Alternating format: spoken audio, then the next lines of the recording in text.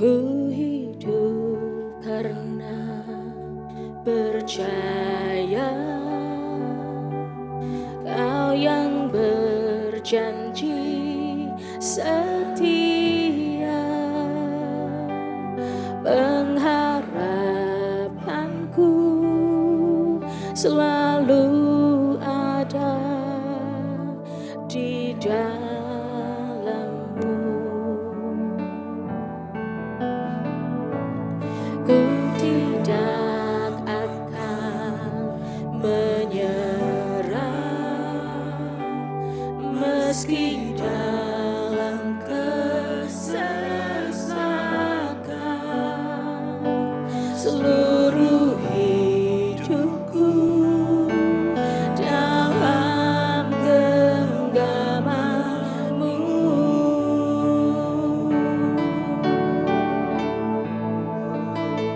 Aku punya Tuhan yang besar, yang telah berjanji dan sanggup menggenapi. Imanku bersepakat percaya kuasa-Nya.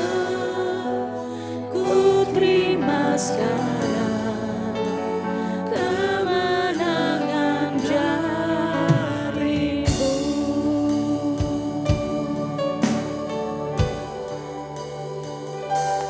Ku hidup karena percaya Kau yang berjanji setia. Pengharapanku selalu ada di dalam-Mu. Amin. Ku tidak akan menyerah meski dalam kesesakan. Seluruh hidupku dalam genggaman-Mu.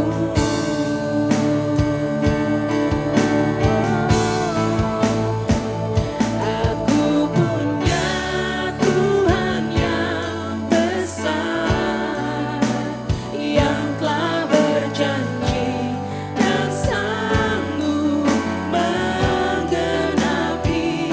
Imanku bersepakat percaya kuasa-Nya.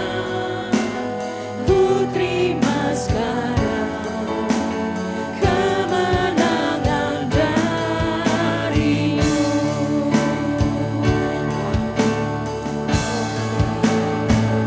Aku punya Tuhan yang besar, yang telah berjanji dan sanggup menggenapi.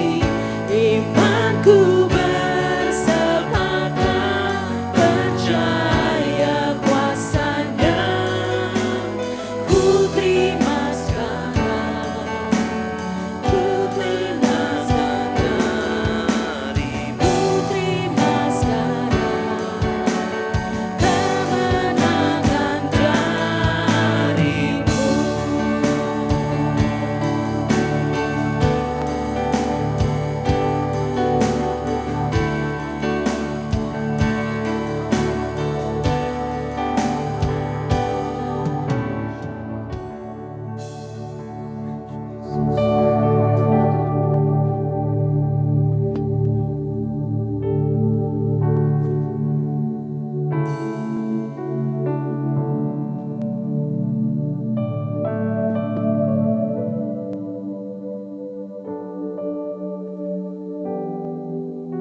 Sungguh kami mengucap syukur Tuhan untuk pagi yang indah ini.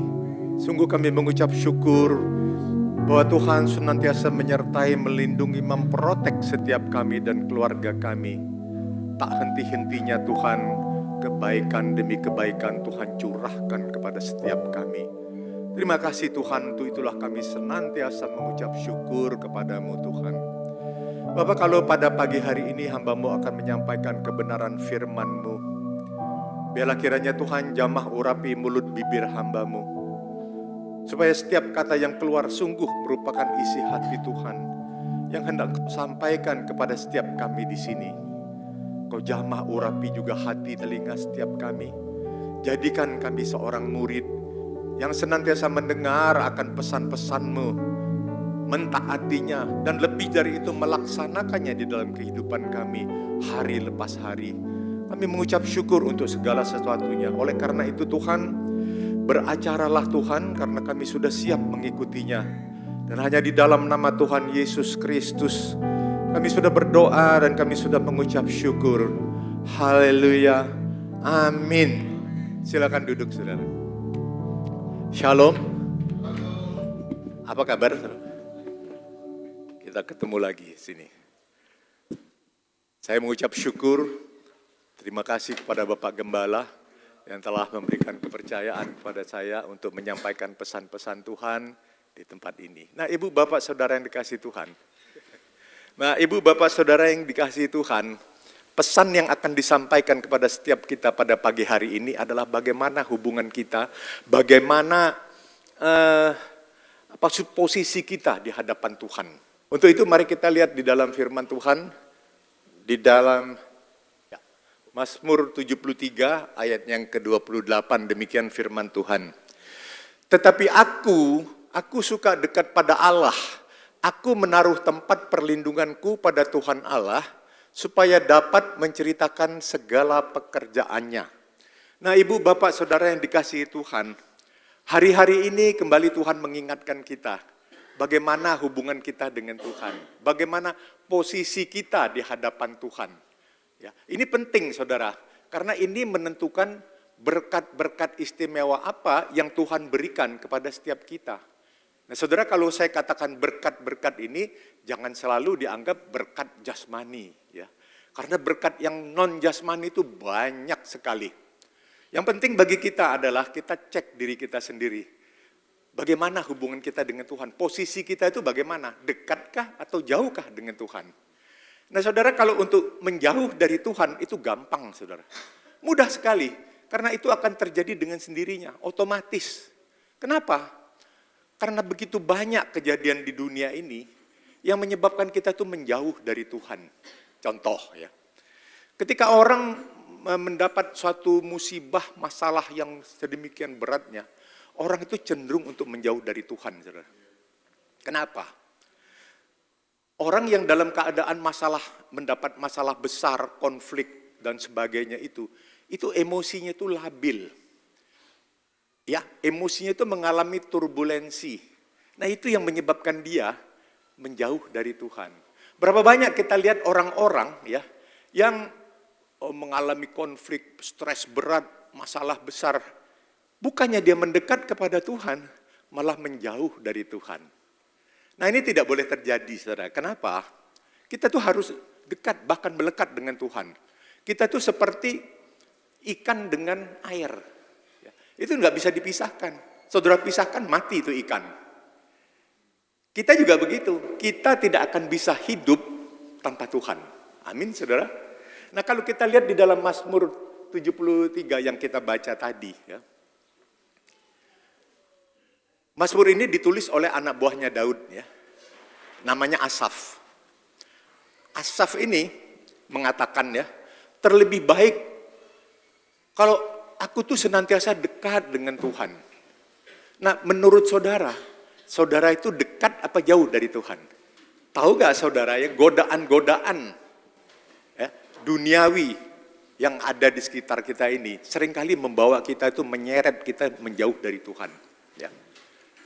Iblis itu sangat bukan pintar ya, licik di dalam menggoda kita supaya kita tuh tinggalkan Tuhan. Ya. Berapa banyak kita lihat bahkan anak-anak Tuhan terhanyut oleh godaan-godaan setan, pesona dunia. Kita ini ibarat sedang berada di dalam sebuah perahu. Ya. Perahu kita itu sedang ada di sungai yang besar atau di laut bebas ya. Saudara nggak usah ngapa-ngapain, nggak usah dayung-dayung, nggak usah goyang-goyang, ya. Saudara diam aja, mau tidur kek, mau ngelamun kek, mau bengong kek, terserah. Atau kalau saudara punya teman, ngobrol aja, main kartu, main apa lagi ya, yang main gitar, nyanyi-nyanyi ya. Saudara akan kaget. Setelah sekian lama saudara bercengkrama, ya, ini dia, kok jalan sendiri ya. Setelah sekian lama saudara bercengkrama ya, saudara akan dapati bahwa saudara itu akan jauh dari darat. Di tempat saudara naik tadi. Kenapa? Hanyut. Demikian juga kehidupan kita. Berapa banyak dari kita ketika kita menjalankan kehidupan kita. Nggak usah lah saudara itu mau berbuat kriminal, bunuh orang, ngerampok bank, perkosa orang, nggak usah. Saudara hidup normal aja dalam tanda petik ya.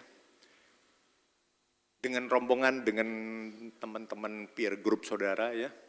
Orang outing, saudara outing. Orang piknik, saudara piknik. Orang pesta, saudara pesta. Orang dugem, saudara dugem. Mau pergi diskotik, saudara pergi diskotik gitu ya. Saudara sadar ataupun tidak ya. Suatu saat saudara akan dapati bahwa saudara itu sudah jauh dari Tuhan.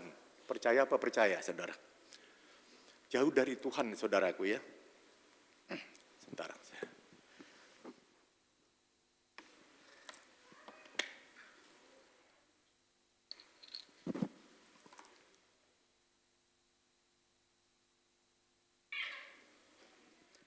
Nah ketika saudara dapati diri saudara jauh dari Tuhan itu, apa yang harus saudara lakukan?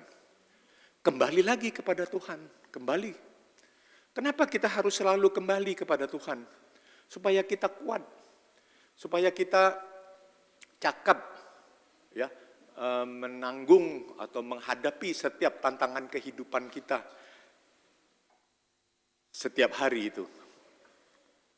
Seperti kata Mazmur 62, hanya dekat Tuhan saja aku tenang, daripadanya lah keselamatanku. Hanya Dia gunung batuku, hanya Dia kota bentengku. Aku tidak akan goyah selama-lamanya. Hanya dekat dengan Tuhan kita akan kuat. Hanya dekat dengan Tuhan, saudara akan berhasil, saudara akan sukses. Ya. Kita lihat sekarang di dalam Mazmur 1 ayat 3. Ia seperti pohon yang ditanam di tepi aliran air, yang menghasilkan buahnya pada musimnya, dan yang tidak layu daunnya, apa saja yang diperbuatnya berhasil. Ia seperti pohon yang ditanam di tepi aliran air. Ia di sini siapa, saudara? Kalau saudara baca baik-baik ya, ia di sini adalah orang yang dekat dengan Tuhan. Orang benar. Orang benar itu orang yang bagaimana? Dikatakan di ayat sebelumnya, orang benar itu adalah orang yang kesukaannya mendengarkan Taurat Tuhan. Orang yang kesukaannya merenungkan firman Tuhan itu siang dan malam. Nah, orang benar ini ya, dikatakan gitu ya. Seperti pohon yang ditanam di tepi aliran air. Ini penting saudara ya. Pohon harus ditanam pada posisi yang benar. Pohon harus ditanam pada sumber yang benar.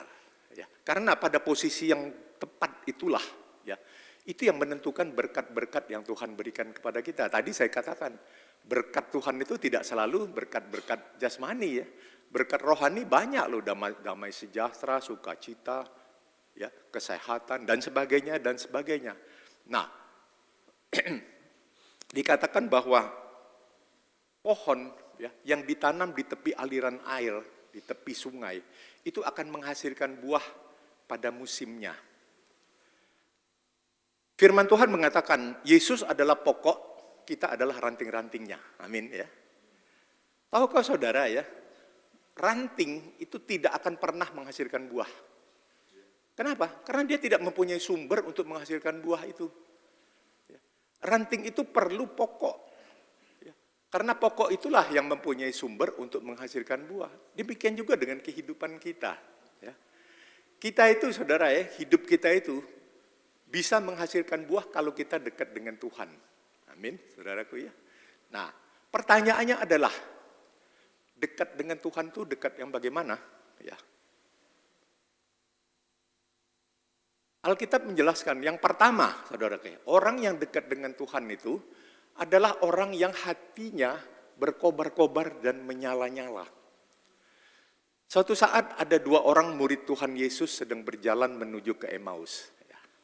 Salah seorang dari muridnya itu bernama Kleopas, kita tahu itu ya. Saudara tahu nggak Kleopas itu siapa? Kleopas itu adalah adiknya Yusuf. Yusuf itu adalah tunangannya Maria.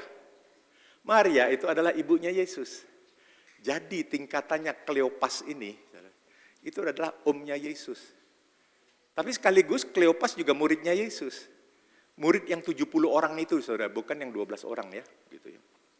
Nah, jadi mereka jalan pagi-pagi buta. Pada waktu itu Yesus sudah mati, saudara. Yesus pun sudah bangkit, cuman mereka belum tahu. Mereka nggak tahu bahwa Yesus itu sudah bangkit ya. Nah, mereka jalan pagi-pagi buta, ngobrol. Tiba-tiba ada satu orang asing yang tidak mereka kenal ikut bergabung, ngobrol sama-sama.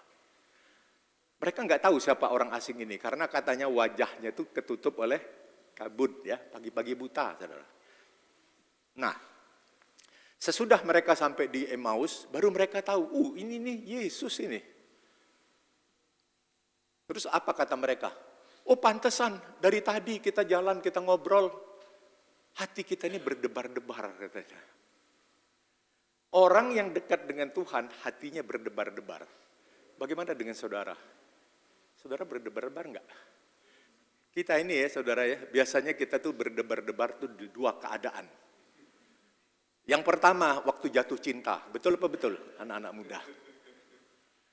Yang kedua, ya, ketika ada tagihan sudah jatuh tempo. Berdebar-debar. Oke, itu cuman selingan ya. Apakah saudara juga berkobar-kobar? Hati saudara juga menyala-nyala? Apakah saudara masih haus dengan firman Tuhan? Bersemangat untuk Tuhan? Kalau saudara bilang, ya, itu jawaban saudara. Berarti saudara dekat dengan Tuhan. Saudara.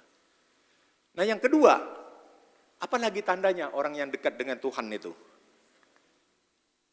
Hidupnya menghasilkan buah. Tadi sudah dikatakan, Yesus adalah pokok, kita adalah rantingnya. Ranting tidak akan menghasilkan buah, kan begitu tadi ya. Nah, saudara, ketika musim gugur datang, ya, itu daun-daunan itu rontok semua. Kita lihat tuh berguguran semua ya. Nah waktu musim dingin, sempurnalah sudah. Semua sudah berguguran. Yang kita lihat tuh cuman pohon itu ranting-rantingnya aja tuh, hitam semua. Kalau ada salju, putih semua kan gitu ya. Jelek sekali ya saudara ya. Seperti tidak ada tanda-tanda kehidupan. Tapi saudara perhatikan ya, ketika musim semi datang, tiba-tiba itu bertunas semua. Tiba-tiba daun bermunculan, bertumbuh. Tambah lama tambah rimbun. Bunga-bunga pun merekah. Indah sekali saudara. Mungkin hari-hari ini kehidupan saudara sedang berada di dalam musim gugur. Atau mungkin ada sebagian dari saudara yang berada di dalam musim dingin. Apa saja yang saudara lakukan nggak ada hasilnya. Mau kerja susah, mau cari uang apa lagi, cari jodoh juga nggak dapat saudara. Susah semuanya. Tapi saudara jangan khawatir, sepanjang saudara masih melekat pada Tuhan, itu yang namanya musim gugur akan lewat itu. Yang namanya musim dingin berlalu, akan tiba saatnya musim semi yang datang. Nah ketika musim semi datang itu, saudara ya, saudara bersemangat lagi. Saudara optimis lagi, berkobar-kobar lagi, saudara ya. Saudara itu ibarat pohon yang ditanam di tepi aliran air. Daunnya tidak pernah layu. Usahamu tidak pernah layu. Pekerjaanmu tidak akan layu.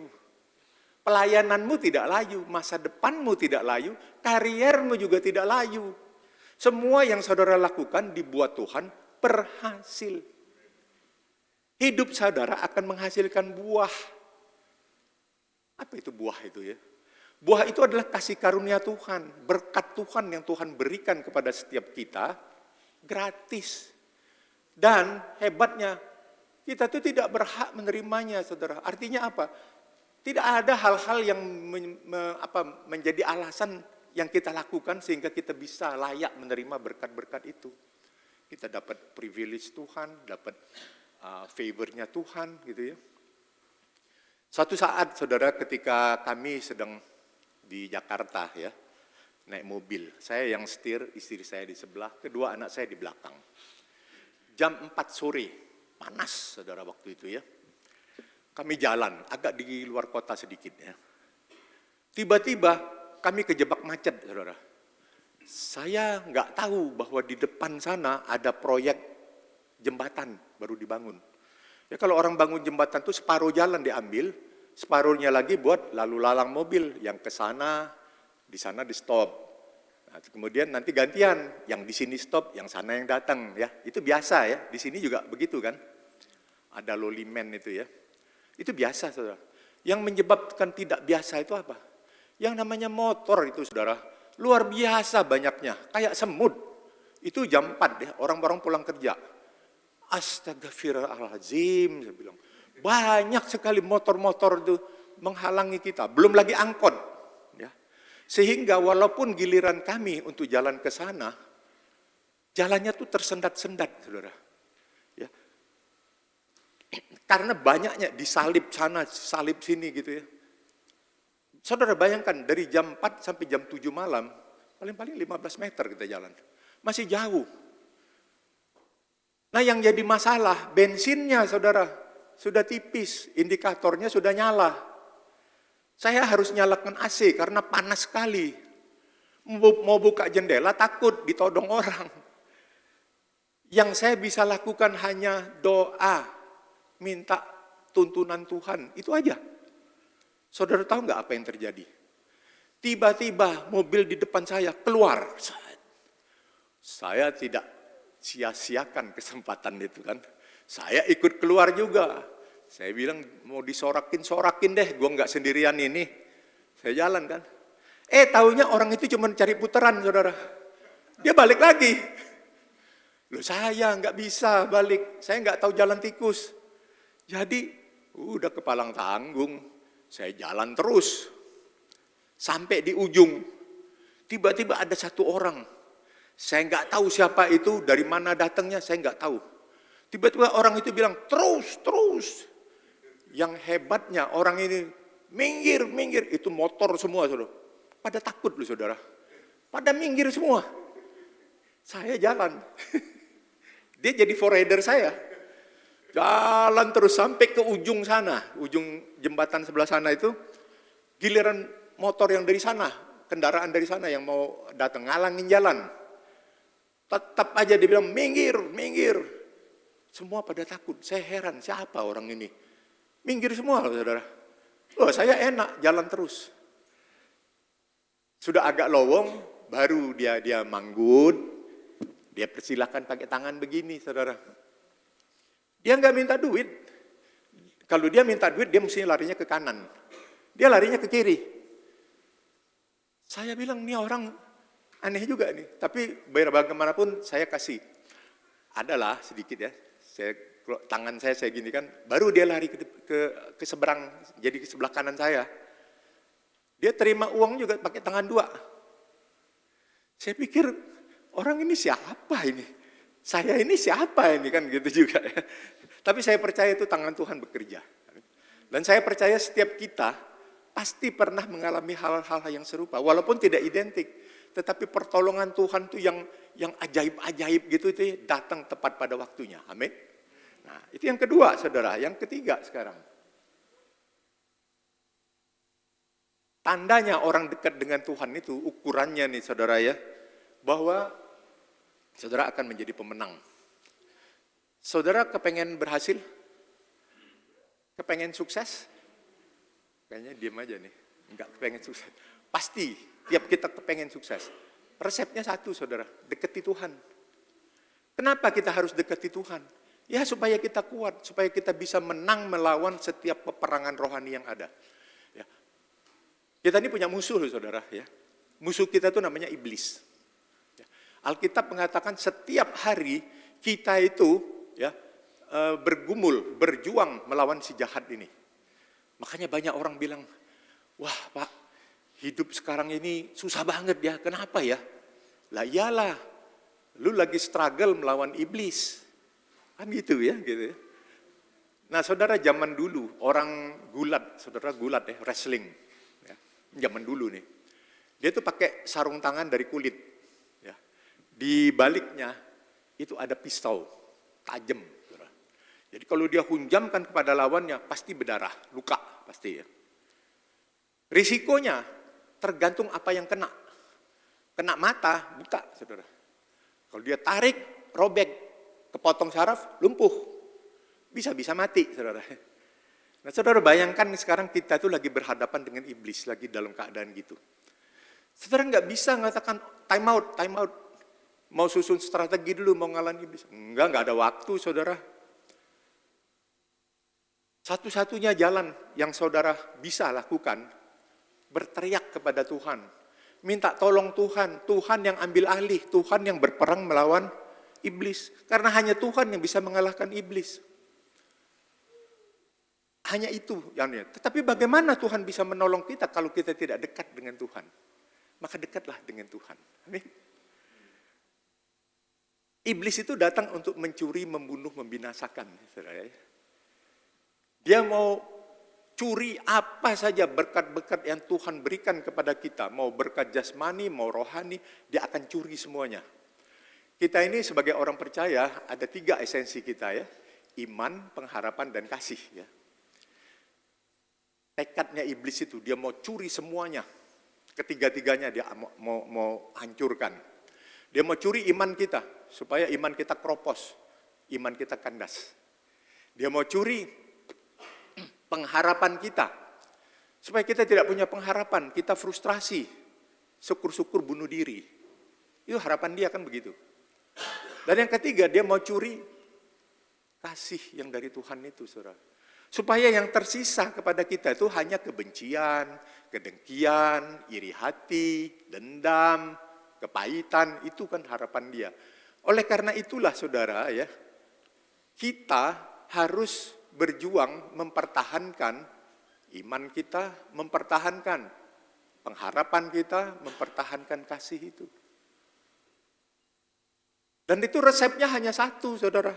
Kita harus dekat dengan Tuhan. Hanya Tuhan yang bisa mengalahkan iblis itu. Amin, saudara. Suatu hari ada anak kecil ya. Dia lagi main dengan anjing tetangga. Anjingnya kecil juga. Ini anak ini senangnya luar biasa. Anjingnya juga senang luar biasa. Mereka main-main gitu ya. Si anak kecil ini sampai gergetan. Saudara tahu gergetan ya. Dia gergetan sampai ekornya dia tarik-tarik. Saudara tahu nggak ya? Anjing itu paling nggak suka kalau ekornya tuh ditarik-tarik.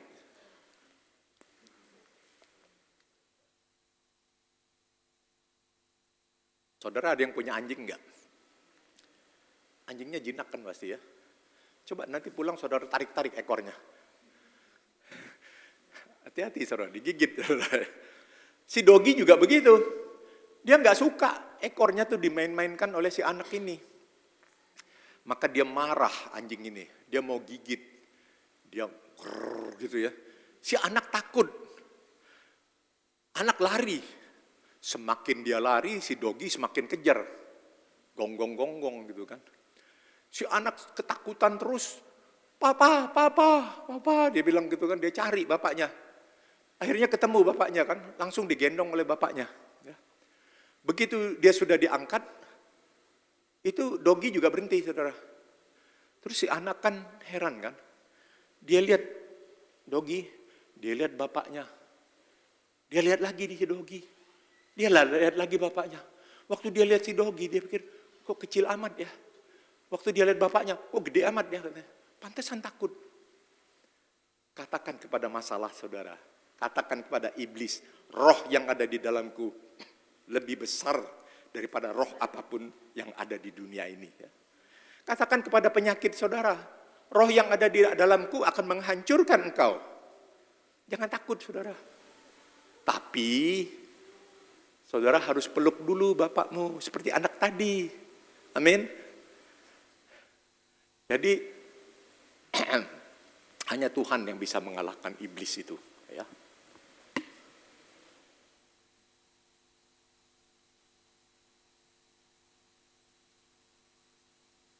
Yang keempat ya, yang keempat.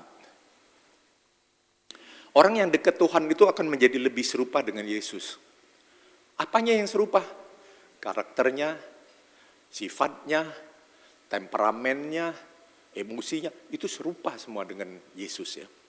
Jadi kalau ada orang yang bilang pada saudara ya, wah gue belakangan ini ngerasanya deket sekali dengan Tuhan. Tapi saudara lihat orangnya sombong.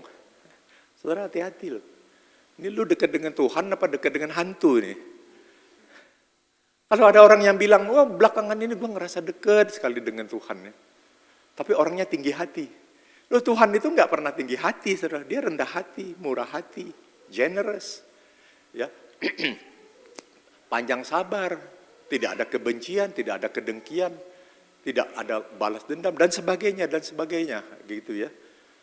Orang yang dekat dengan Tuhan menjadi lebih serupa dengan Yesus. Amin, saudara.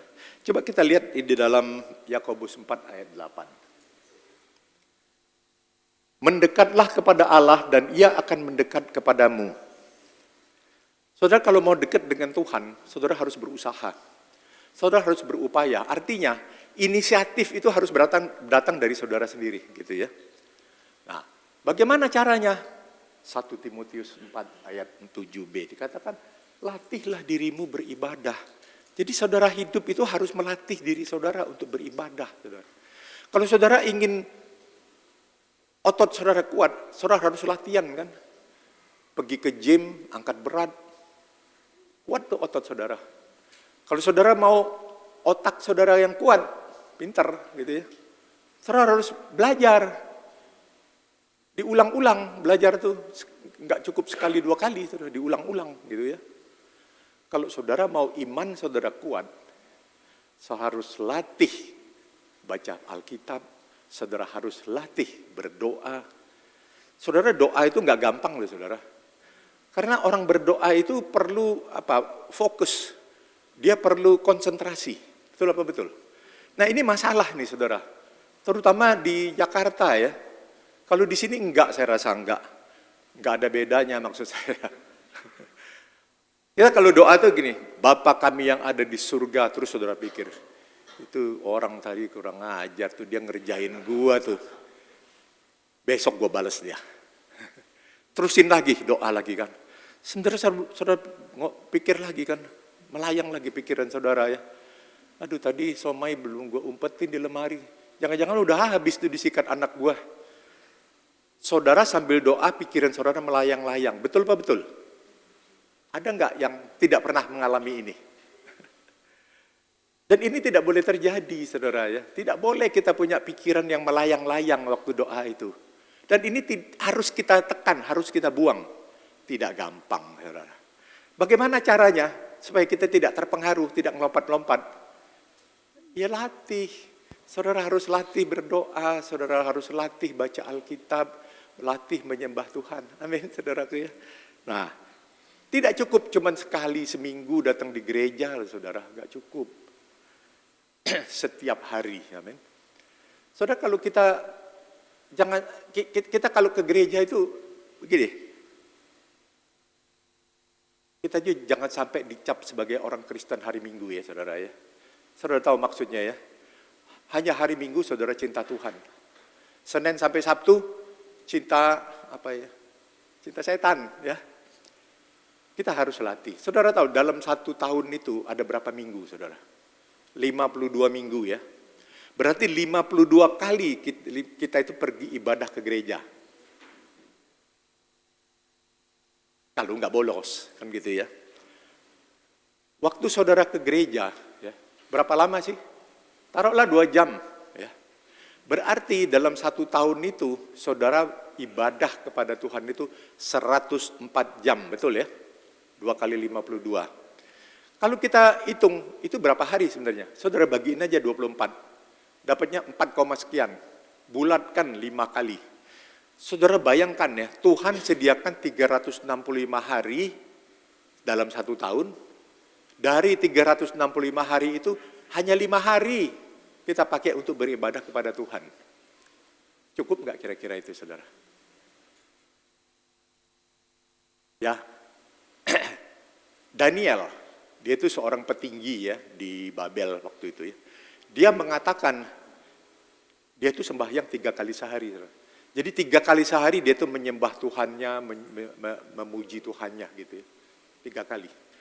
Saudara sehari berapa kali berdoa? Tuhan bilang ya, berdoalah dan berjaga-jagalah. Berapa lama saudara?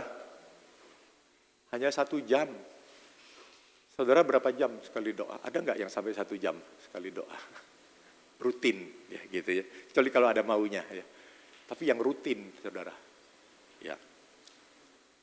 Ini harus dilatih semuanya saudaraku ya.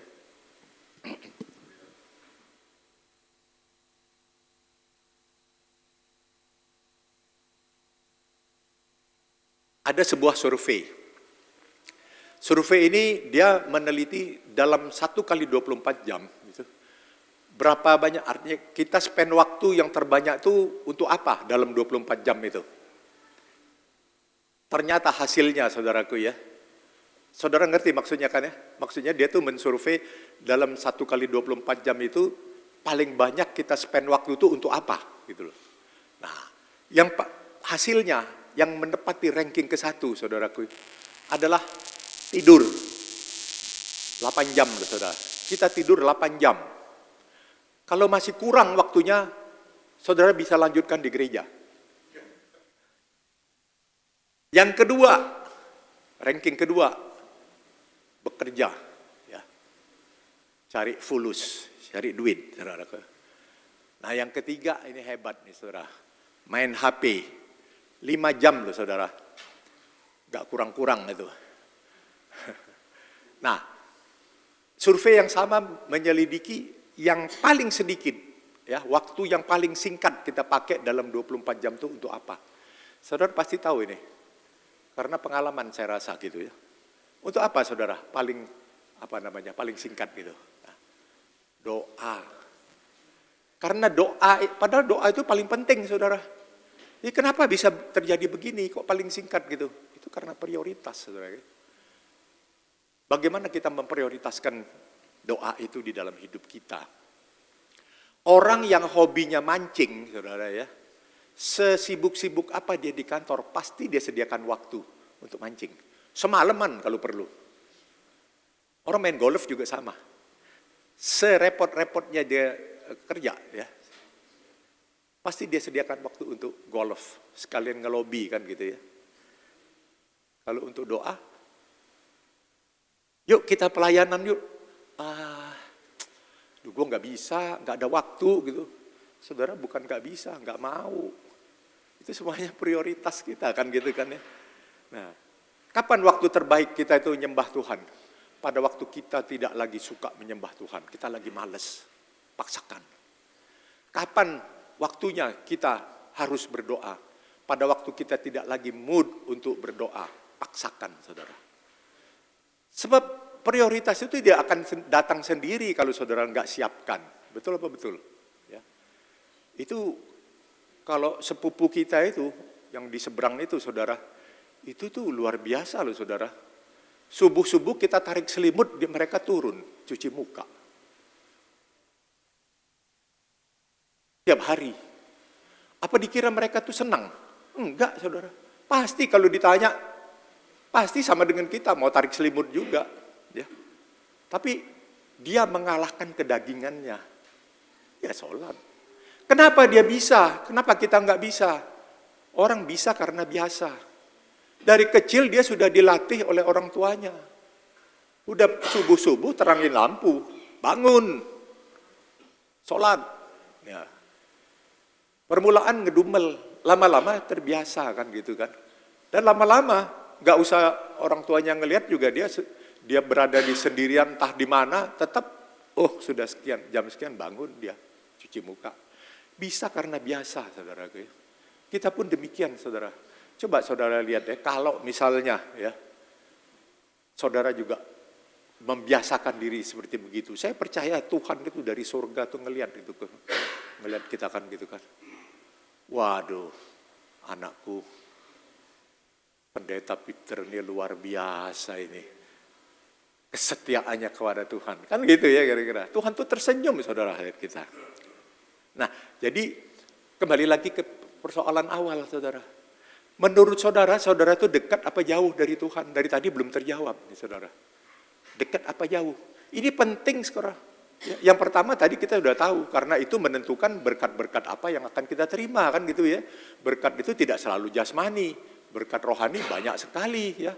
Bahagiaan, kesehatan, damai sejahtera, sukacita, privilege, favornya Tuhan. Banyak sekali saudaraku ya.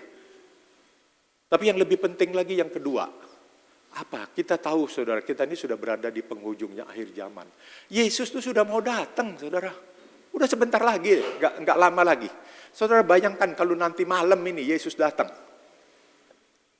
Saudara cek diri saudara, gue ini dekat apa jauh ya dari Tuhan ya? Amin. Mari kita tundukkan kepala kita. Kita satu dalam doa. Bapa Surgawi, sungguh kami mengucap syukur Tuhan. Bahwa kepada kami diingatkan berkali-kali berulang-ulang oleh Tuhan sendiri. Begitu sabarnya Tuhan mengingatkan. Supaya kami menjaga posisi kami. Senantiasa mendekat kepada Tuhan.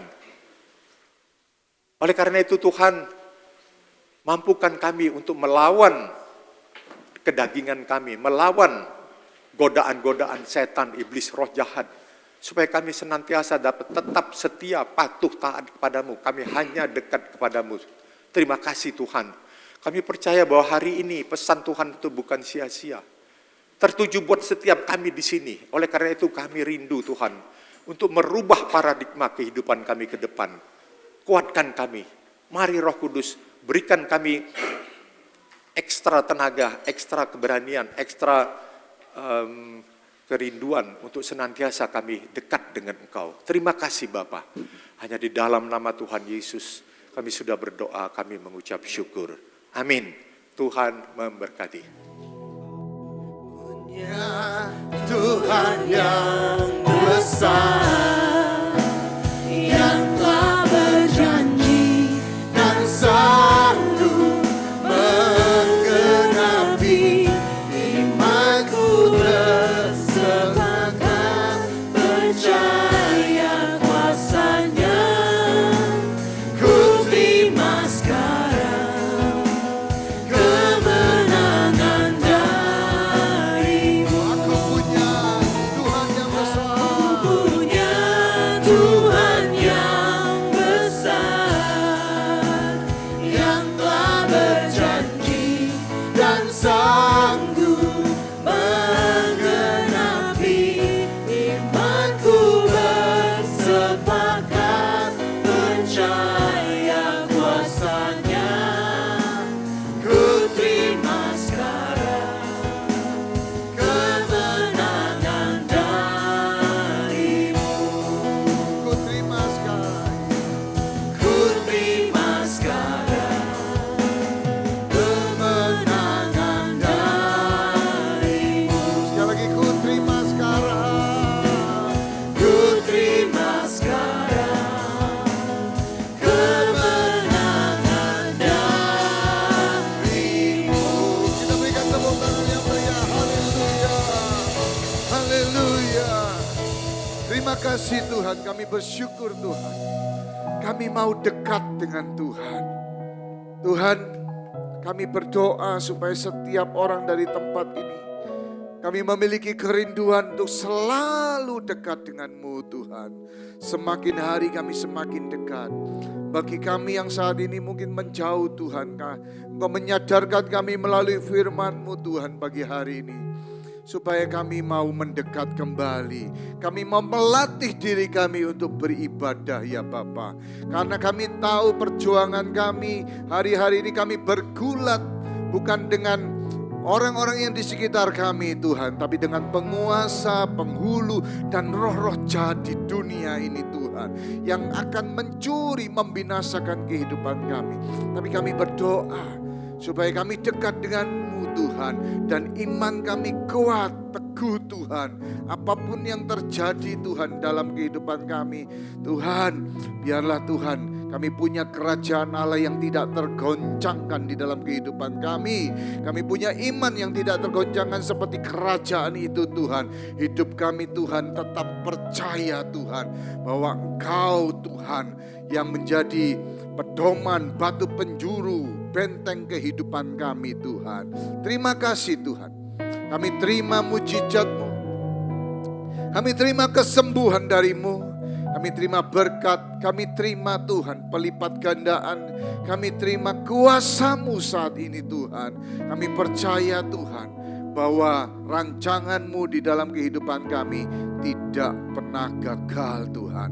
Mungkin akan terlambat, mungkin bisa ada delay Tuhan. Tapi kami berdoa Tuhan, tidak akan pernah gagal Tuhan.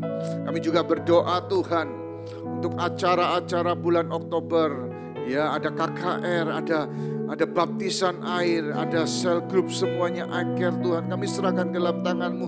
Ada doa Tuhan, kami berdoa Tuhan. Supaya biarlah Tuhan itu membuat kami makin dekat kepada Tuhan ya Bapa. Terima kasih Tuhan, terima kasih. Terima kasih buat persembahan umat-Mu. Terima kasih buat pelayanan-pelayanan umat-Mu juga. Terima kasih buat konsumsi, terima kasih buat Sunday School, semuanya yang melayani Tuhan pagi hari ini. Juga jemaat-Mu Tuhan yang datang pagi hari ini sekalipun hujan Tuhan. Di luar sana Tuhan Kau memberkati kehidupan mereka ya Bapak. Terima kasih Tuhan. Mari jemaat yang Tuhan, yang dikasihi Tuhan, mari angkat tangan-Mu dan arahkan hatimu kepada Allah Bapa di surga. Biarlah berkat dari Allah Bapa boleh turun di dalam nama anaknya yang tunggal Tuhan Yesus Kristus. Kuat kuasa Roh Kudus boleh menyertai kehidupan kita mulai dari hari ini sampai besok, sampai Maranatha, sampai Tuhan menjemput kita di awan-awan. Yang percaya sudah diberkati, sama-sama katakan amin. Tuhan memberkati. Have a good Sunday. God bless you. Haleluya.